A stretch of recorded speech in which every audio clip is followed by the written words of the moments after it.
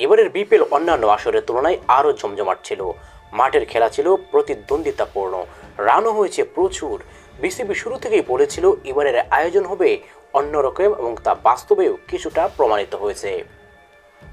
কিন্তু বিপিএল শুরুর প্রথম দিন থেকে শুরু হয় টিকিট সংকট।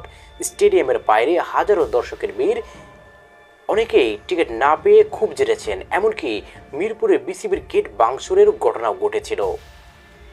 তবে এত কিছুর পরও বিপিএল 2025 ইতিহাস গড়েছে টিকিট বিক্রিতে।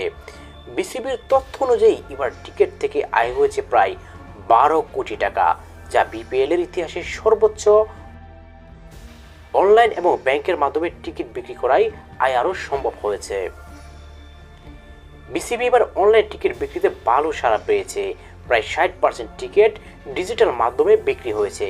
ভবিষ্যতে টিকিট সিস্টেম আরও উন্নত করা হবে বলে জানিয়েছে বিসিবি।